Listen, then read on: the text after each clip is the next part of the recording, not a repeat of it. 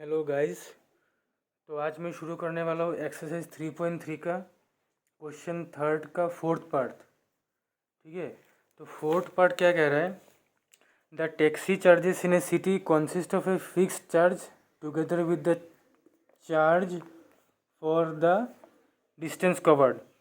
For a distance of 10 kilometer, the charge paid is rupees 105, and for a journey of 15 kilometer, the charge paid is rupees 155. What are the fixed charges and the charge per kilometer? How much does a person have to pay for traveling a distance of 25 kilometre? तो जैसे cities में, शहर में क्या होता है, taxi का जो चार्जेस होता है, भाड़ा होता है, वो दो तरह का होता है। ठीक है, एक तो हो गया फिक्स चार्ज, जैसे ओला उबर हो गया। ठीक है, तो ओला उबर में बैठने से ही कुछ फिक्स चार्ज देना पड़ता है, जैसे 40 रुपये हो गया, 50 रुपये, 60 रुपये हो गया, बैठने में कुछ एक फिक्स चार्ज देना पड़ता है। उसके बाद चार्ज पर किलोमीटर पे होता है, मतलब 1 किलोमीटर ट्रैवल कर लो तो 100 रुपये हो सकता है, 50 रुपये हो सकता है, लेकिन बैठने पे एक फ़िक्स चार्ज होता है। ठीक है, तो दो तरह का चार्ज होता है। तो उसके बाद क्वेश्चन में क्या कह रहा है, 10 किलोमीटर ट्रैवल करने से 105 रुपीज़ चार्ज होगा और 15 किलोमीटर ट्रैवल करने से 155 रुपीज़ चार्ज होगा। तो हमें क्या फ़ाइन करना है? फिक्स चार्ज फाइन करना है, और पर किलोमीटर पे कितना चार्जेस लगता है वो फाइन करना है। साथ ही साथ और एक क्वेश्चन है, अगर कोई 25 किलोमीटर का जर्नी करता है तो उसको कितना भाड़ा देना पड़ेगा। ठीक है, तो सबसे पहला बात, ना हमें पता है फिक्स चार्ज और ना ही हमें पता है चार्ज पर किलोमीटर। तो मैं लेट कर लूँगा फोर्थ पार्ट, तो मैं लेट कर लूँगा जो फिक्स चार्ज जो है, लेट द फिक्स चार्ज भी, ठीक है, ₹6 एंड द चार्ज पर किलोमीटर में लेट कर लूँगा वाई है। ठीक है, अभी पहले केस में मैं क्या, हाँ, अभी पहले कंडीशन में मैं क्या बोल रहा है, अभी टैक्सी में बैठने के लिए पहले फ़िक्स चार्ज तो लगेगा ही लगेगा, तो पहले मैं एक्स लिख लूँगा। ठीक है, पहले फ़िक्स चार्ज लगेगा 40, 50, 60 रुपये जितना भी हो। ठीक है, पहले फ़िक्स चार्ज, उसके बाद जितना किलोमीटर ट्रैवल करोगे उसके हिसाब से पैसा देना पड़ेगा। ठीक है, तो क्वेश्चन में कह रहा है 10 किलोमीटर ट्रैवल करने से 105 रुपीज़ देना पड़ेगा। तो फिक्स चार्ज, उसके साथ 1 किलोमीटर अगर वाई रुपीज़ है तो 10 किलोमीटर कितना होगा, 10 वाई होगा। इन दोनों को अगर इकट्ठा जोड़ लो, मतलब प्लस कर लो, तो इन दोनों का टोटल कितना हो जाएगा, 105। ये हो गया फिक्स चार्ज जो हमें अभी पता नहीं है, और ये हो गया 10 किलोमीटर ट्रैवल करने पे पर किलोमीटर का कितना भाड़ा। ठीक है, तो इन दोनों को जोड़ने से 105 रुपीज़ होगा। ठीक है, तो ये हो गया हम लोगों का इक्वेशन फर्स्ट। ठीक है, तो इसको पहले थोड़ा सॉल्व कर लो। ठीक है, मैं यहाँ पे एक्स का वैल्यू निकाल लेता हूँ। ठीक है, तो मैं दूसरे इक्वेशन में, हाँ, मैं दूसरे इक्वेशन में इसको पुट कर दूंगा। तो मैं 10 वाई को इस तरफ लेके जाऊँगा तो ये हो जाएगा -10 वाई। ये हो गया मेरा इक्वेशन फर्स्ट। उसके बाद दूसरे कंडीशन में क्या कह रहा है, दूसरे कंडीशन में कह रहा है 15 किलोमीटर ट्रैवल करने से 155 रुपीज़ देना पड़ेगा। तो पहले तो हमारा फिक्स चार्ज, मतलब पिछवाड़ा गाड़ी पे लगाने से ही फिक्स चार्ज देना ही पड़ेगा। उसके साथ चार्ज पर किलोमीटर, तो 15 किलोमीटर ट्रैवल करने पे 155 रुपये देना होगा। तो 1 किलोमीटर ट्रैवल करने पे अगर वाई रुपीज़ है तो 15 किलोमीटर ट्रैवल करने से 15 वाई होगा। इन दोनों को प्लस करने पे कितना आ जाएगा हम लोग का, 155 रुपीज़। ये हो गया मेरा इक्वेशन सेकंड। तो अभी जैसे मैंने पहले भी किया है सब्सटीट्यूशन मेथड से, ये वाला एक्स का जो वैल्यू है इक्वेशन फर्स्ट का, मैं यहाँ पे पुट कर दूंगा। ठीक है, तो बस अभी तुम लोग खुद भी ये कर सकते हो, अभी ये हलवा हो गया है। ठीक है, सिर्फ यहाँ में ये वैल्यू पुट कर देना है, उसके बाद वाई का वैल्यू निकल जाएगा, फिर वाई का वैल्यू इक्वेशन वन में पुट कर देना है, फिर एक्स का वैल्यू निकल जाएगा। ठीक है, फिर putting x in 2 we get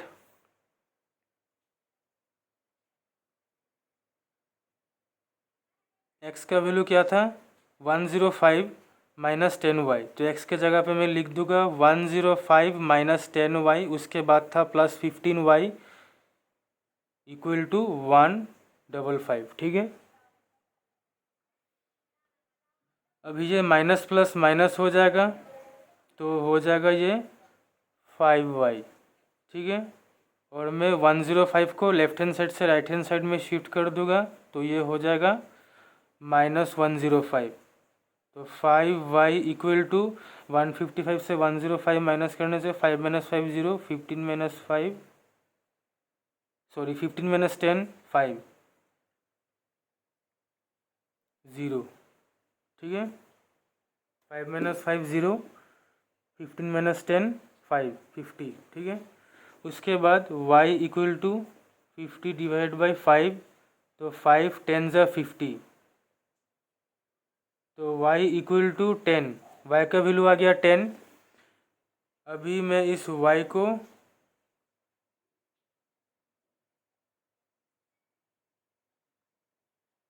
equation first में पुट कर दूंगा तो मेरा x का वैल्यू निकल जाएगा।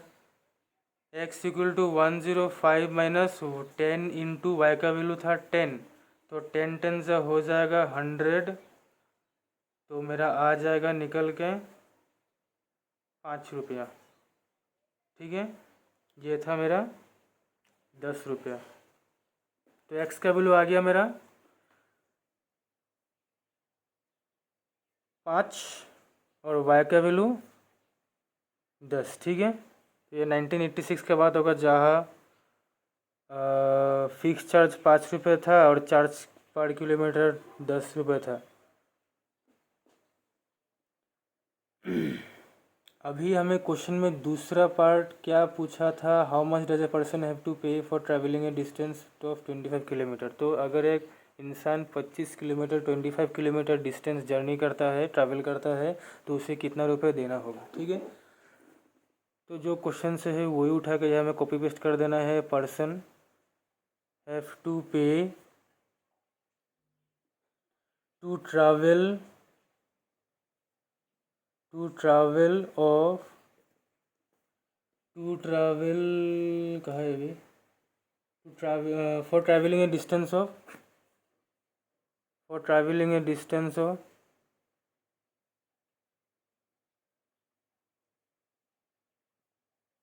और तुम लोग अपने मन से भी कोई भी स्टेटमेंट लिख सकते हो, स्टेटमेंट के लिए इतना लफड़ा नहीं है। फॉर डिस्टेंस ऑफ 25 किलोमीटर वो क्या होगा, पहले तो फिक्स चार्ज देना ही है, पहले तो फिक्स चार्ज देना है। फिक्स चार्ज नहीं देने से टैक्सी से लात मार के निकाल देगा, पहले फिक्स चार्ज देना है। उसके बाद अभी 1 किलोमीटर के लिए हम लोगों को 10 रुपये देना है, तो 25 किलोमीटर के लिए तो 25 × 10 होगा, ठीक है। जैसे पहले मैं समझा तो 1 किलोमीटर के लिए वाई रुपीज़ देना होता रहा, तो 25 किलोमीटर के लिए 25 वाई होगा।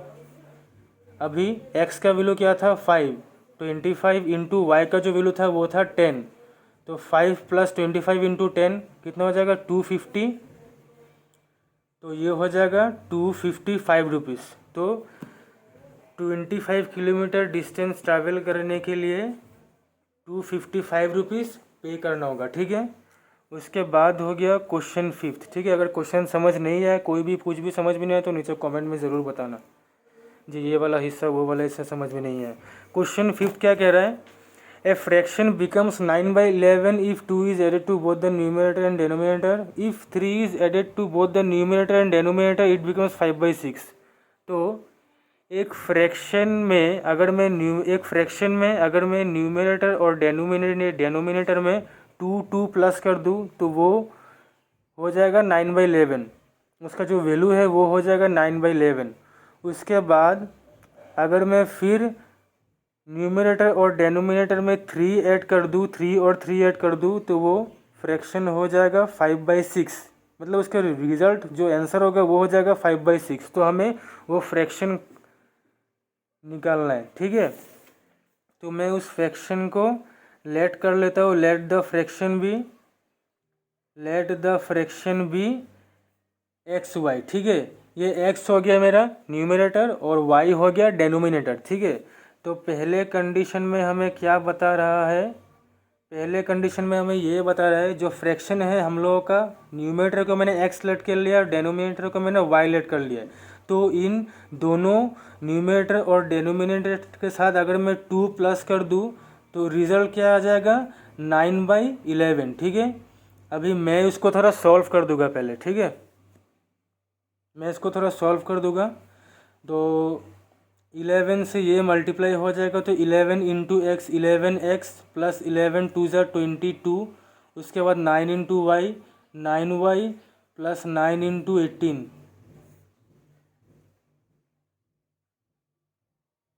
उसके बाद 22 को मैं राइट हैंड साइड में शिफ्ट कर दूंगा, तो वो हो जाएगा 9y plus 18 minus 22।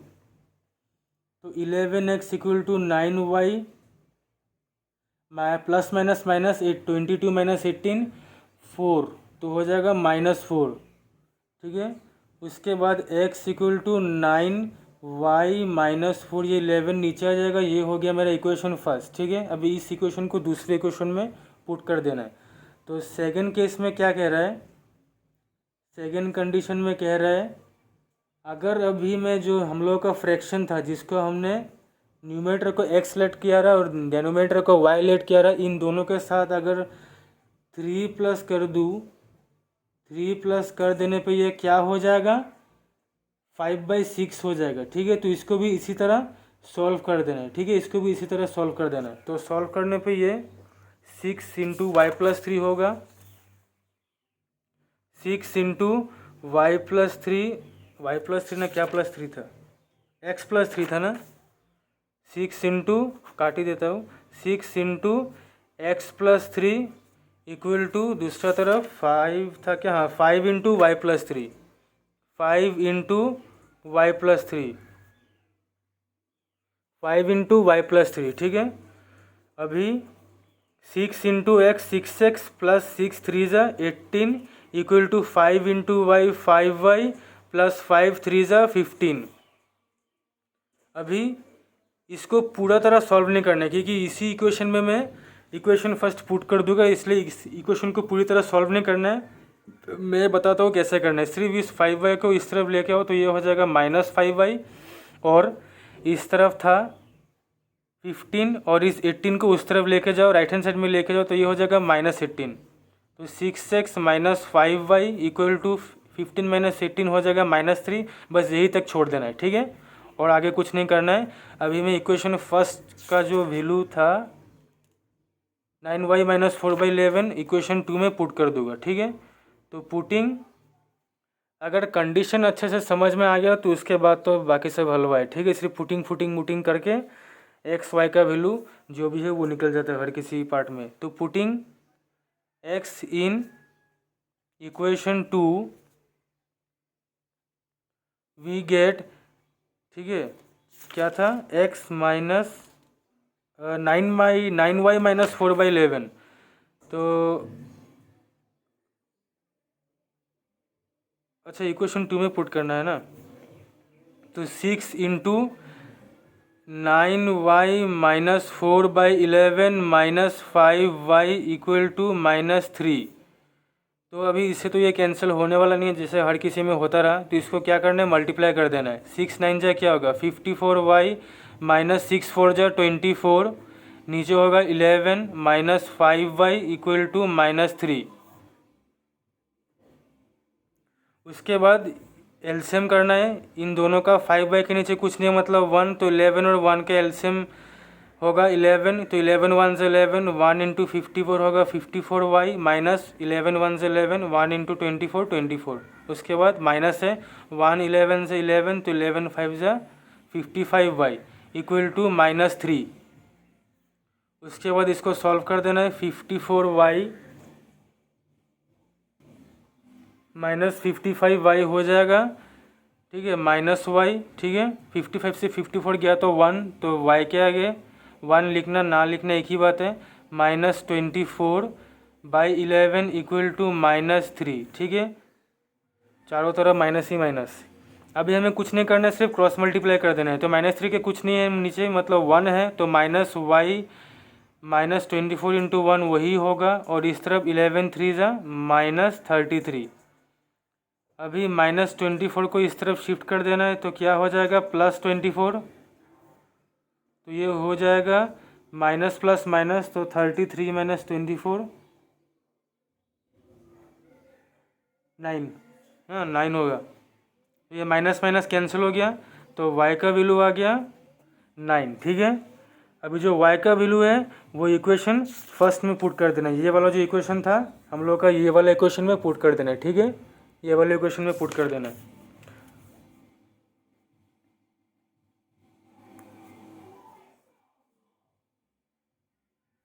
Putting y in equation 1